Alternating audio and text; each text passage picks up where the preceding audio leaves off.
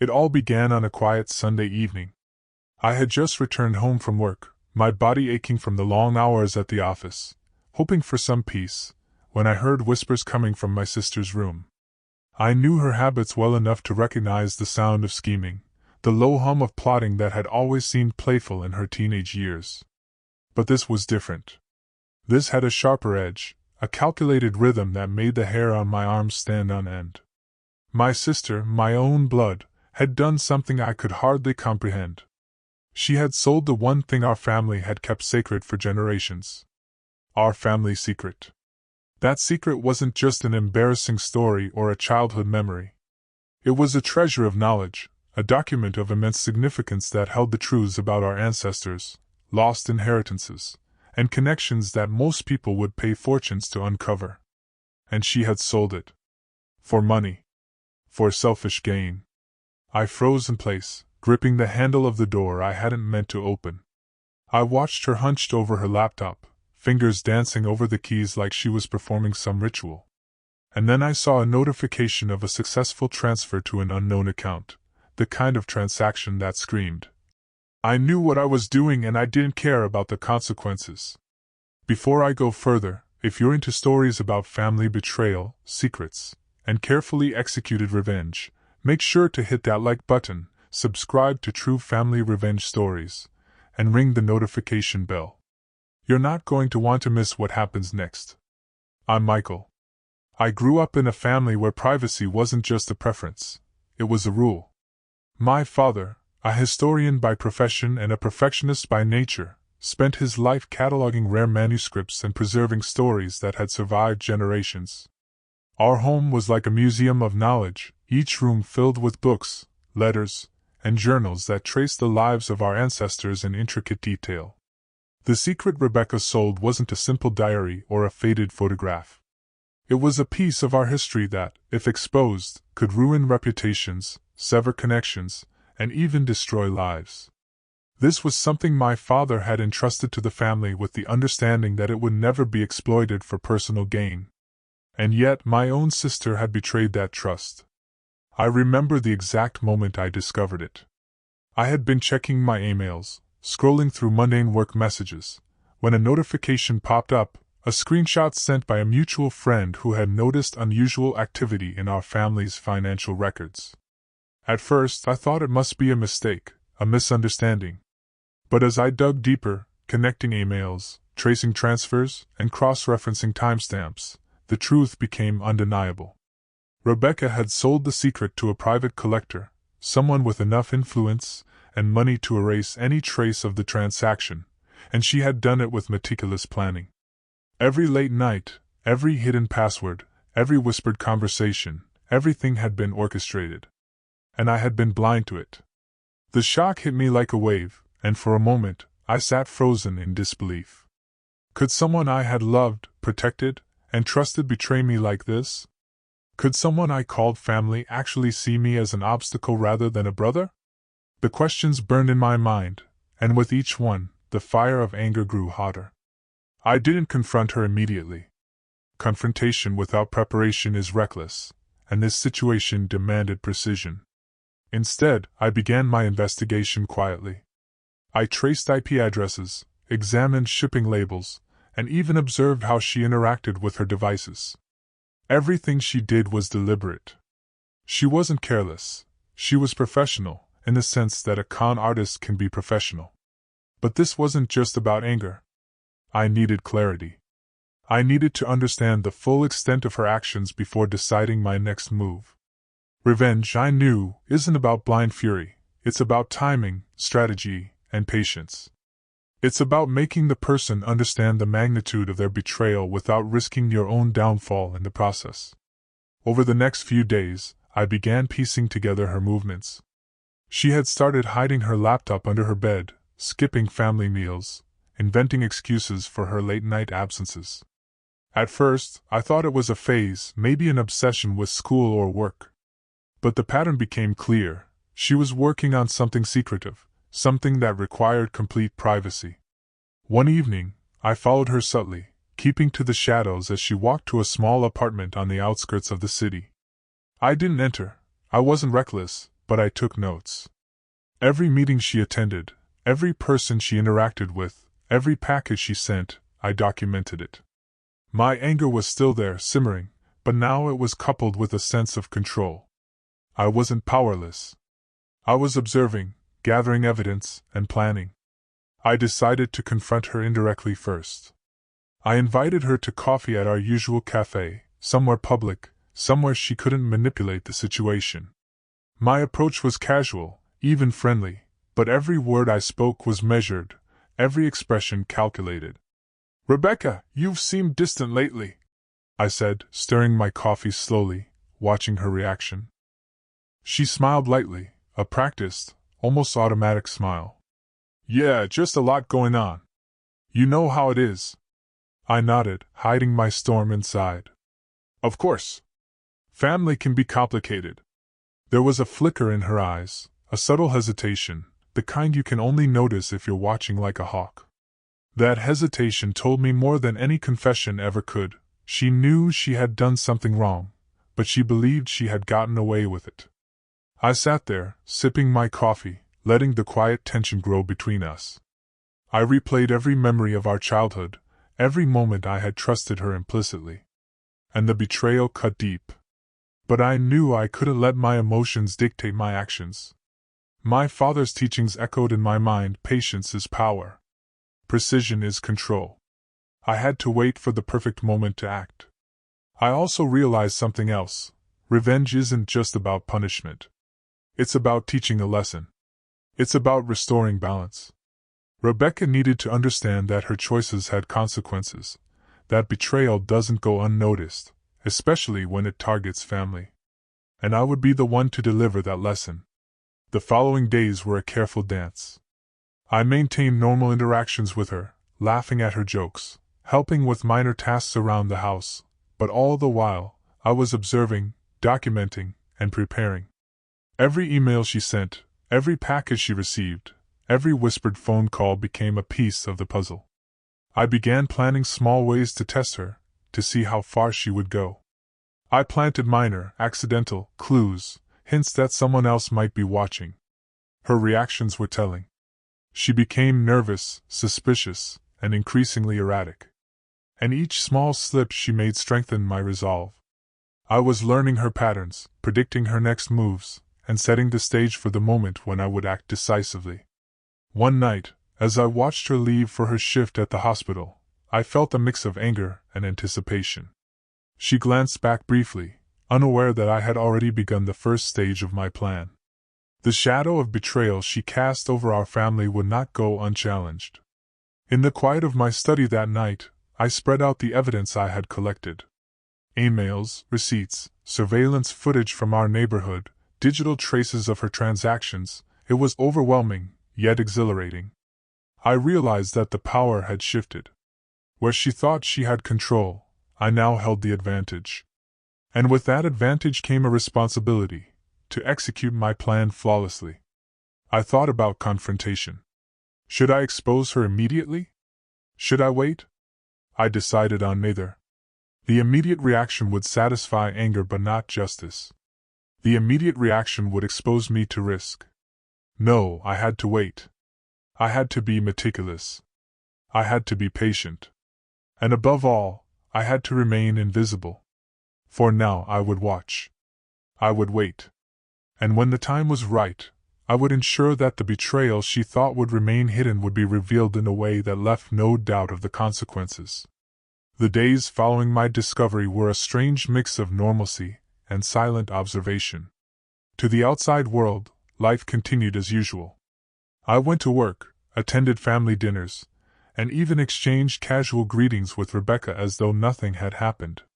But beneath the surface, my mind was a storm of plans, strategies, and calculations. Every interaction, every word, every glance became a piece of the puzzle in my growing plan for revenge. Rebecca, oblivious to my watchful eye, carried on with her secret dealings. Her confidence was impressive, almost arrogant. She had convinced herself that she was untouchable, that her betrayal would go unnoticed and unpunished. That arrogance, I realized, was her weakness. She believed the world revolved around her cunning, But she hadn't accounted for someone who understood patience, someone who had spent years observing human behavior and patterns. I began to dig deeper into the consequences of her actions. The family's secret she had sold was not just valuable, it was explosive. The documents she handed over contained information about our ancestors' dealings with powerful figures, hidden fortunes, and long-forgotten scandals. Exposure could ruin reputations, destroy careers, and even fracture relationships beyond repair. She had underestimated the gravity of her betrayal. She had treated centuries of family history like it was a mere trinket to be traded for cash. I spent nights researching her buyer. The individual was wealthy, influential, and notoriously private, a person who rarely left traces behind. At first, I worried that confronting him directly would be impossible. But as I delved into his world, I realized that every person has a pattern, every system has a flaw, and every plan, no matter how airtight, has a weakness. I meticulously traced the money transfers, followed encrypted communications, and studied the way her buyer operated. With each detail I uncovered, I felt a strange sense of empowerment. I wasn't just a brother wronged by betrayal. I was someone who had control, someone who could dictate the flow of events rather than react to them. The realization was intoxicating. Simultaneously, I continued observing Rebecca. She had started showing signs of paranoia. Small things, a glance over her shoulder, a hesitancy in her voice, a nervous twitch when she thought no one was watching, indicated that she sensed someone was on her trail. But she didn't know it was me. She didn't suspect the one person she had betrayed most deeply. After weeks of silent observation, I decided it was time to plant the first seed of doubt. It had to be subtle, imperceptible, but enough to make her second-guess herself. One evening, while she was at the cafe working on her laptop, I managed to leave a note in her bag. It wasn't accusatory, it was a simple message, almost playful. Not everything is hidden as well as you think. It wasn't long before I saw the effect. The next day, her usually confident demeanor had shifted slightly. She checked her emails obsessively, double-checked her locks, and hesitated in conversations as though she expected someone to be listening. I could almost see the gears turning in her mind. My little note had planted a seed of paranoia, and it was growing. I realized that revenge wasn't just about exposing her secret. It was about dismantling her sense of invulnerability. Rebecca had thrived on control, on the belief that she could manipulate situations to her advantage. By undermining that belief, I was slowly turning the tables. Every calculated glance, every ambiguous comment I made, every hint that someone was watching her began to weigh on her mind. She started making mistakes, small ones, but mistakes nonetheless. I began documenting them meticulously. I kept a journal of her actions, a record of her interactions with the buyer, and a log of her increasingly erratic behavior. Each entry was a reminder of the betrayal she had committed, and each entry was a step closer to the moment when I would finally act decisively. One evening, I decided to confront her indirectly with information she didn't expect me to have. I sent an anonymous email to her buyer, a carefully worded message suggesting that someone was aware of the transaction and might take an interest in the secret she had sold. I didn't reveal my identity. I didn't want to yet, but the ripple effect was immediate. Rebecca panicked. Her messages to the buyer became frantic, her once calculated and confident tone replaced by desperation. She tried to cover her tracks, deleting emails, destroying records, and attempting to redirect communications. But I had anticipated these moves. I had backups, logs, and traces of every action she had taken. Every step she took to hide her betrayal only strengthened my position. During this time, I also wrestled with my own emotions. Watching my sister spiral was both satisfying and painful. There were moments when memories of our childhood resurfaced, laughing in the backyard, sharing secrets at night, and protecting each other from the world. And yet, those memories were tainted by betrayal. She had chosen money over family, deception over trust. I had to remind myself constantly that my revenge wasn't born from anger alone. It was born from the need to restore balance, to teach a lesson she would never forget. At the same time, I knew I had to remain cautious. One wrong move, one lapse in judgment, and everything I had built could collapse. Her buyer was unpredictable, and Rebecca's desperation made her dangerous. I had to stay several steps ahead, anticipate her actions, and ensure that the consequences of her betrayal were delivered precisely. By now, my plan had begun to take shape. I wasn't acting on impulse. I was executing a strategy that I had honed over weeks of careful observation. I would expose her betrayal, but not just to the buyer or the world. She would understand that her actions had personal consequences. She would feel the weight of the trust she had shattered and the lives she had jeopardized. The first phase was psychological, planting seeds of doubt, observing her reactions, and documenting every slip.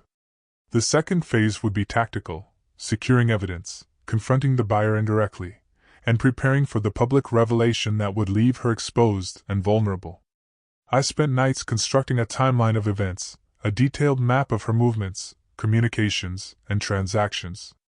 Every detail mattered. Every connection, every overlooked detail, could be used to unravel the carefully constructed facade she had maintained.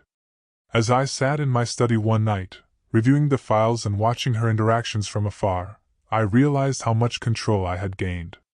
I wasn't just reacting to her betrayal. I was directing it, shaping the outcome, and orchestrating the moment when justice would be delivered. The thrill of anticipation was almost unbearable. Every text she sent, every frantic email, every nervous glance was like a note in a symphony of retribution I was conducting. And yet I had to be patient. The final move couldn't be rushed. It had to be perfect, executed at a moment when the impact would be undeniable. I had to ensure that she not only faced consequences but understood the gravity of her actions in a way that would stay with her forever. Weeks turned into months, and the tension between us grew silently. Rebecca was a shadow of her former self, paranoid, cautious, and constantly second-guessing her own decisions. Meanwhile, I continued to operate from the shadows, observing, planning, and preparing for the moment when the culmination of my careful strategy would finally unfold. I had transformed from a betrayed brother into a meticulous strategist, someone who understood that revenge isn't about instant gratification, it's about precision, timing, and control. Rebecca had underestimated me, just as she had underestimated the consequences of her actions. And when the time came, she would pay not out of malice alone, but out of the inevitability of justice. For now, I waited, poised on the edge of the storm, ready to strike when the moment was right. And the storm was coming. It had been months of careful planning. Rebecca had become a shadow of herself, constantly second-guessing, constantly on edge, constantly suspicious. Every move she made seemed like an attempt to cover her tracks, but the cracks in her facade were starting to show. She was unraveling, and I could see it. But I wasn't about to let my guard down. I knew the time had come to move forward. Revenge isn't about striking out of anger. It's about delivering justice with precision, and I was finally ready to execute the next step in my plan. The buyer, the person who had purchased our family's most sacred secret, was someone who could make or break my sister's life. A man of wealth and influence, but also someone with a reputation for bending the law when it suited him. He had been the perfect target for Rebecca's greed, but now, he was the key to my revenge. I had spent the past few weeks infiltrating his world. Subtly, quietly. It wasn't just about exposing Rebecca's crime. It was about creating a situation where both she and her buyer would understand the full weight of the consequences. And so, I began the delicate work of planting doubt in the buyer's mind. One evening, I reached out to him anonymously. Using the information I had gathered, I crafted a message so carefully worded that it would make anyone suspicious. The message was a simple one. You don't know who you're dealing with. This is bigger than you think. You've made a dangerous enemy. It was the kind of message that made someone look over their shoulder, that made them wonder if the things they thought were safe were, in fact, under threat. The buyer wasn't going to take this lightly. And neither was Rebecca. The following day, Rebecca's reaction was immediate. She contacted me in a panic. Her voice trembled as she explained that something was wrong with the transaction. Rumors were circulating, whispers about the secret being compromised. It wasn't hard to put two and two together. She knew that I had set the wheels in motion, and I could hear the fear in her voice. I acted casual, asking her what she meant. "What rumors, Rebecca?" I asked, feigning ignorance. "You don't know? The buyer, he's getting nervous. Someone's threatening to expose the secret. He wants to meet with me tonight, figure out what's going on," she stammered. It was working. The seed of paranoia I had planted had sprouted. She was rattled, not just because of the buyer, but because now she had to face the reality of what she had done. The thing she thought would remain buried, our family's dark history, the secret she'd sold for a price, was now coming to light. "Maybe you should just tell him the truth," I suggested, knowing full well she would never come clean. Let him know that you've been honest from the start. Clear the air." Her silence was the answer I needed. She wasn't going to confess. She was going to try to cover her tracks even further. And that was exactly what I had been waiting for. I knew she was about to make her move, her desperate attempt to salvage what was left of her twisted plan. She would meet with the buyer tonight, and I would make sure that their meeting wouldn't go as planned. Later that evening, I followed Rebecca at a distance, keeping my distance but staying close enough to see what she was up to. She met the buyer in a secluded part of town, a small private office in a building that looked more like a hideout than a legitimate business. I stood in the shadows, watching as they exchanged heated words. From where I stood, I couldn't hear the exact conversation, but I could see the body language, the tense gestures, the way the buyer's fists clenched. Whatever she was saying, it wasn't working. She was losing her grip on him. She was desperate, and desperation is a dangerous thing. But I wasn't just going to let them continue on their merry way. I had already planted the idea in the buyer's mind. He was already suspicious, already questioning Rebecca's loyalty. Now I would expose her for what she really was, a liar, a betrayer, a woman who had sold out her own family for profit. I pulled out my phone and sent a single message to the buyer. "Your deal is with a liar. She's been playing you the whole time. You were sold a lie." It was a subtle message, but it was enough. I watched as he stopped mid-conversation, pulling out his phone. The look on his face told me everything. He had received my message. He knew now. Rebecca's fate had already been sealed.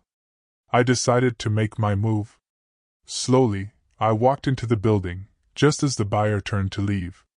Rebecca was standing in the doorway, eyes wide as she saw him storm out, visibly shaken. She didn't see me at first. But when she turned, her face went pale. "What did you do?" she asked, her voice barely above a whisper. I smiled, a cold, calculated smile. "What I had to do?" She shook her head, backing away from me. "You ruined everything." "No, Rebecca," I said, stepping closer, my voice low but steady. "You ruined everything when you sold our family's legacy. When you betrayed all of us for a few bucks. Now you'll pay the price for that." She was trembling now, realizing the gravity of her actions. "Please, Michael, I didn't know. I didn't think it would get this far. I didn't know who I was dealing with." "You knew exactly who you were dealing with," I replied, my tone hardening. "You thought you could just make a quick buck and walk away clean. But you didn't count on me." The buyer turned back, his expression full of anger and betrayal. "I should have known. I knew something was off about this deal from the start. You're a disgrace." Rebecca looked between us, realizing she had nowhere to run. She was trapped in her lies, her greed, all of it exposed. The buyer's wrath wasn't the end of it, though. Her actions had put the entire family at risk, and now she was going to pay for that in ways she couldn't even imagine. "I gave you a chance, Rebecca," I said, turning to walk away. "But now the world is going to know who you really are." I left the building, my heart still pounding. But I couldn't afford to feel satisfaction just yet.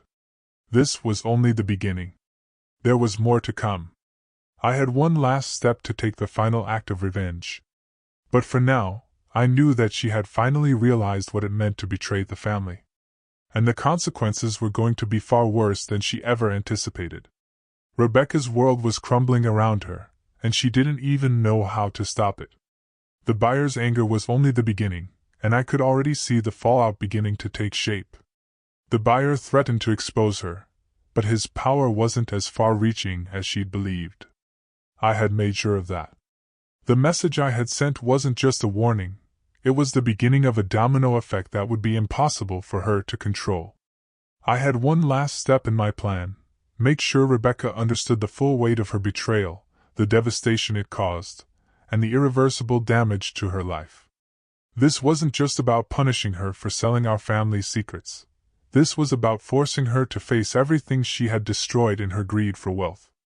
I spent the following week collecting evidence, everything from emails to bank records to messages from the buyer.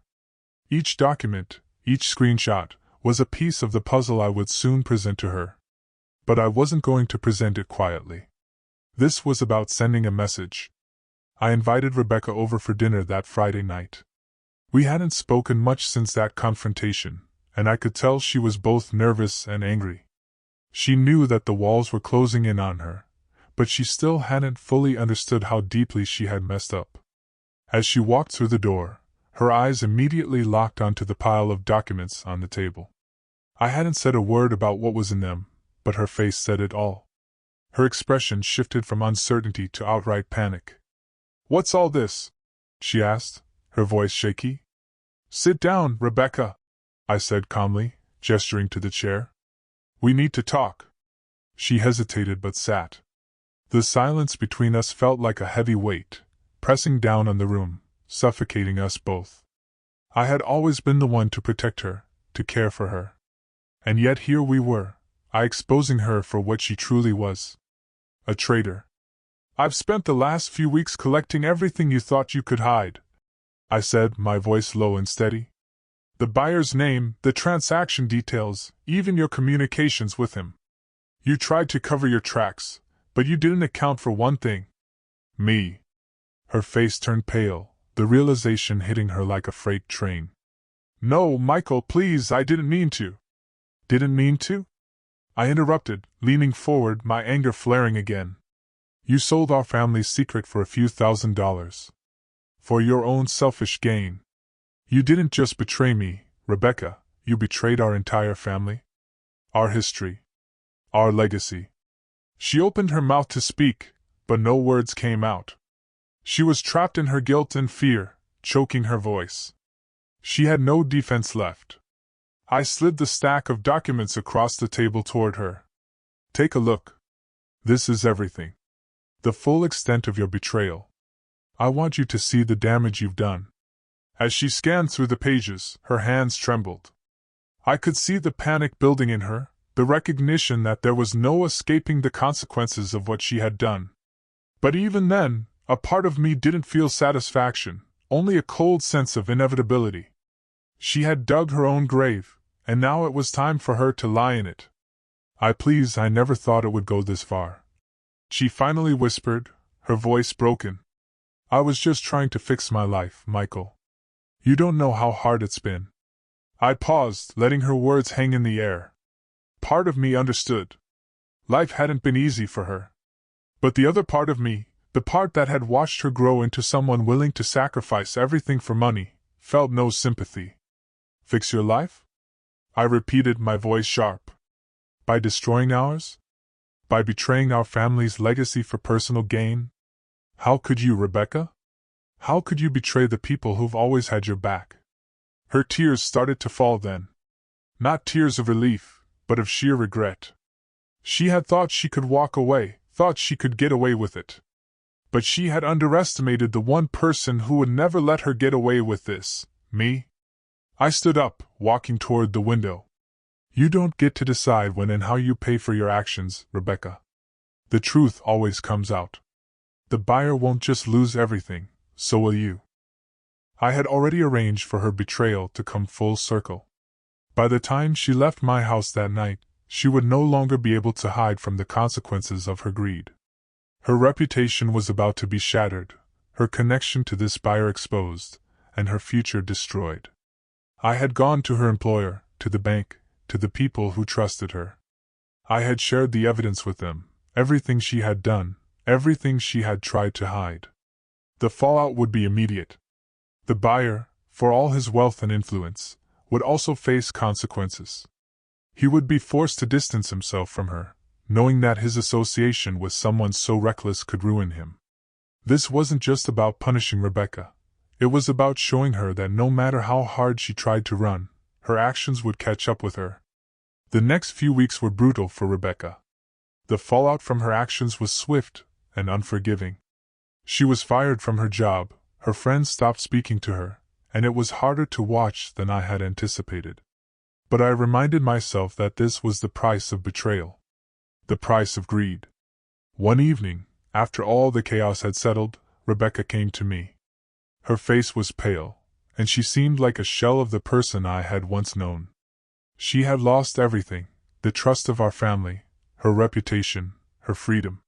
She had no one left to turn to. "I don't know how to fix this, Michael," she said, her voice broken. "I was so wrong. I didn't think. I didn't understand what I was doing until it was too late." I looked at her, feeling a small pang of sympathy, but it quickly faded. The damage was done. She had made her bed, and now she had to lie in it. "You'll have to live with this for the rest of your life, Rebecca," I replied coldly. "But maybe, just maybe, you'll learn something from this. You'll learn what happens when you betray the people who love you." She nodded, tears streaming down her face, but there was nothing more I could say. The lesson had been taught, and the revenge I had planned, painful as it was, had been executed with precision. She would never forget the cost of her actions. If you found this story compelling and want to hear more stories about family betrayal, calculated revenge, and the consequences of actions, make sure to subscribe to True Family Revenge Stories, like the video, and comment below with your thoughts on what you would have done if you were Michael. Thank you for watching, and don't forget to hit the bell for more gripping revenge stories.